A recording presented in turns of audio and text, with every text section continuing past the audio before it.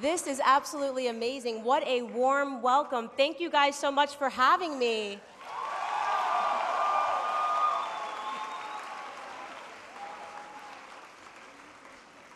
You know, some people around the world may be wondering why I'm here. What am I doing upon this stage? What does an American girl have to say to add to a political conference in Paris?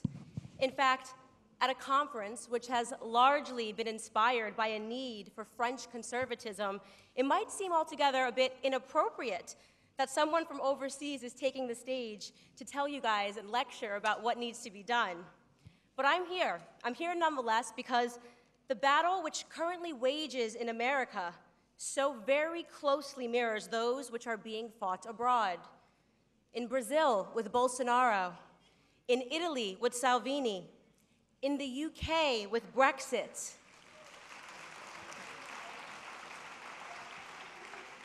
and here today in this room.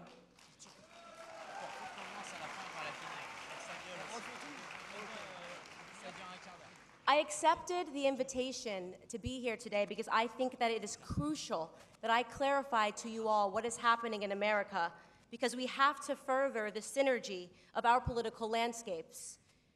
I use the word clarify because if you have been paying attention to the poison and the propaganda of international news sources like CNN, they are fake news, then you might be lost as to what exactly is happening within my nation's borders. In fact, just this week, the radical leftist Democrats announced that they would be initiating impeachment hearings against our president. And let me tell you guys something. I want to make something perfectly clear. The Democrats are not attempting to impeach Donald Trump. They are attempting to quite despicably impeach the results of the 2016 presidential election cycle.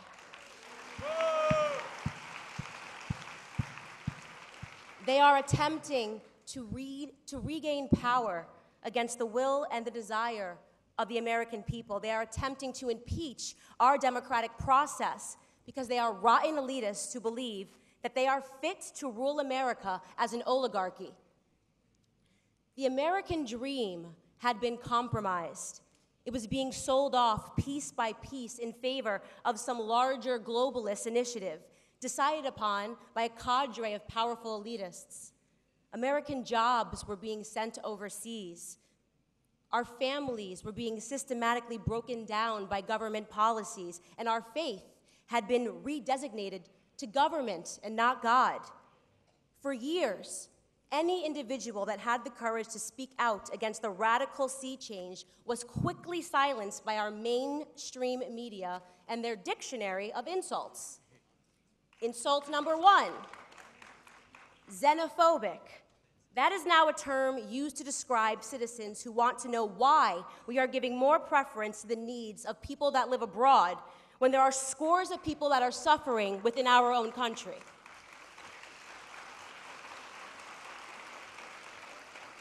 Insults number 2 and 3, misogynist and sexist. Those are also words that they have in their arsenal, and that is used to slander individuals who exercise the good judgment not to vote for Hillary Clinton, an incredibly devious career politician who, under Barack Obama, cultivated relationships with our enemies overseas to enrich her own pockets.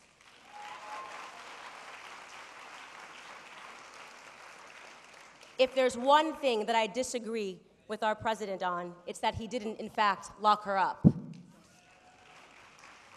And of course, the media's favorite term, racist, used to describe those who are rightfully angry about the concept of open borders, a concept which would further burden our already struggling minority communities while punishing the American taxpayer, a concept which detrimentally ignores cultural differences in favor of some imaginary utopian feel-good thesis that we're all somehow the same and are going to come to a magical global agreement about how we ought to be governed.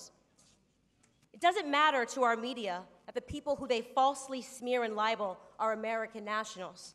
It does not matter to them one bit that I'm a woman. It doesn't matter to them that I also happen to be black. And yes, Like so many others who have awakened to the truth, I too have been labeled as a bigot, a xenophobe, a misogynist, and rather incredulously, a racist.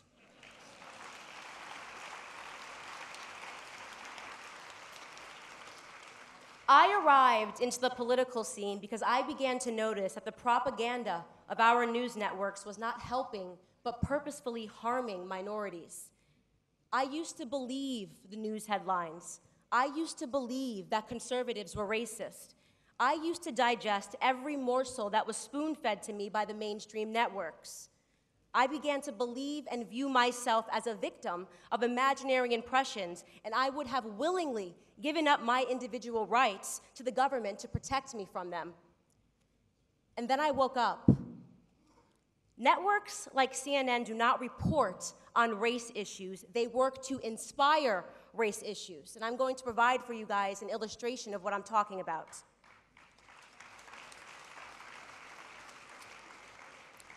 Throughout the 2016 presidential election cycle, our networks would run stories almost every single night about the topic of police brutality. If you follow international politics, you probably know exactly which narrative I'm referring to.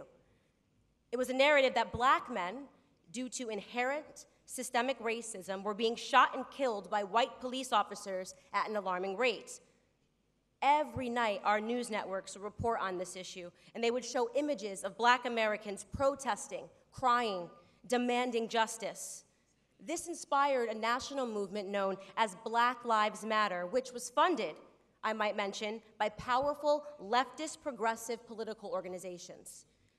The imagery was emotive, the storyline was compelling, but it was not the truth.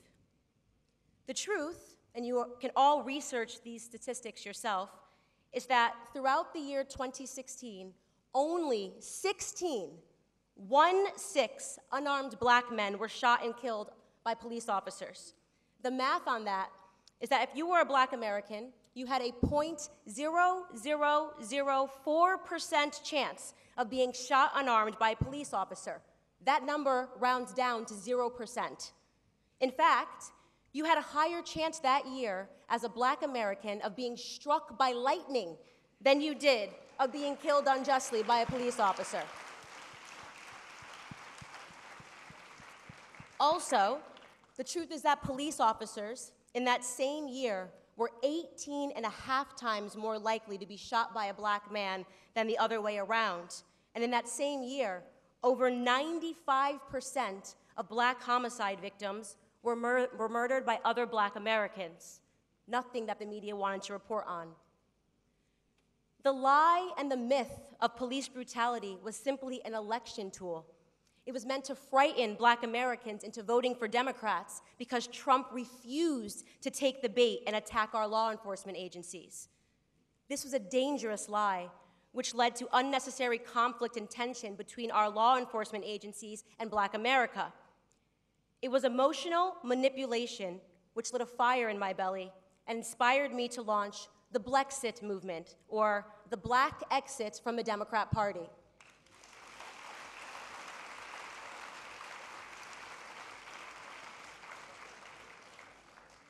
Blexit is a minority exodus from the radical progressive agenda. It is a global call for all minorities to no longer allow themselves to be manipulated by the same politicians who, through their progressive policies, have destroyed our communities. It is a call for real justice in Black America, justice in the form of our government abolishing the welfare policies which have led to broken homes. Father absence, mass incarceration, a failing school system, and staggering illiteracy rates all have been inspired by government help and intervention. In our country, the government will give you more money if you don't marry the father of your children. In the 1960s in Black America, there was a 23% father absence rate in Black homes, and that was considered really high. Today in Black homes, there is a 74% rate of father absence. Perhaps most importantly, Blexit is a call for minorities to embrace patriotism, which knows no specific race or sex because patriotism is an idea.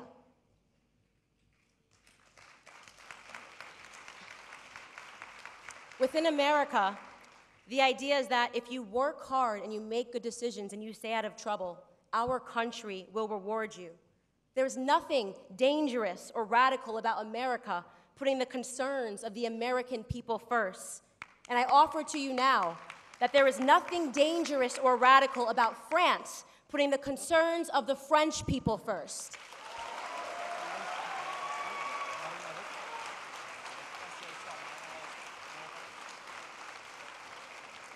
President Trump is saving our country, and he's helping the American people. And I'm not talking about the virtue-signaling celebrities or the mainstream media, the hypocrites who complain about the environment but fly private. Not the hypocrites who tell us that we must accept the world's refugees, but they refuse to open up their own homes to them. I'm talking about the real American people.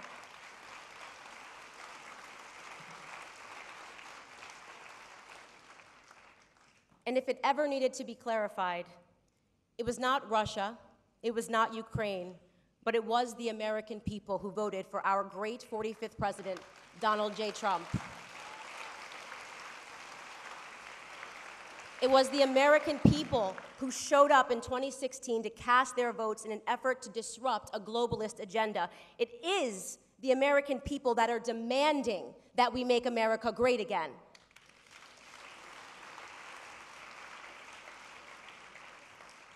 Because, and you guys all know this, nations must at first be independently strong before they can look to provide aid to global communities. Nations are defined by their values. Nations are secured by strong borders. And nations are maintained by the will of their people.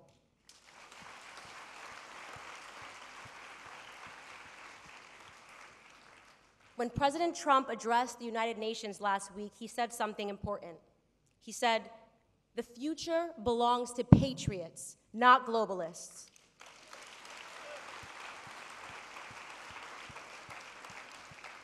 To weaker leaders like Emmanuel Macron, Justin Trudeau, Angela Merkel, the list goes on, the future belongs to globalists and not patriots. Ladies and gentlemen, without question, we are in the midst of an ideological war, a war for the spirit of our nations. The ideas which have inspired, shaped, and propelled Western civilization are all at once being threatened by arrogant leaders and a small pocket of determined elitists, aided by their media activists. Those of us which dare to stand up to their assaults will continue to be smeared and libeled, but that is a small price to pay for freedom.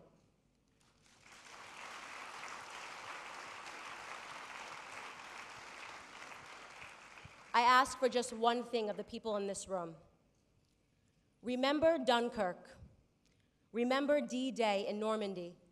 Remember the civilians' lives and the patriots' lives who were lost, the young men, the men who bravely left their homes knowing that death was all but guaranteed. Allow the memory of them to inspire you to realize how blessed we are. We are blessed because we do not have to leave our homes.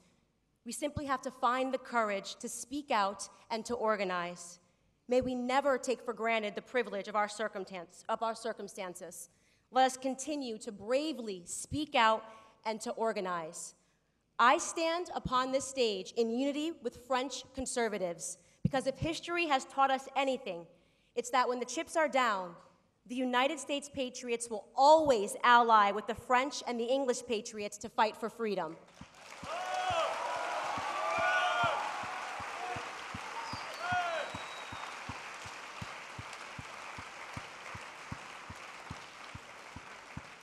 I fight every single day for American sovereignty, and the question for those of you in this room is simple.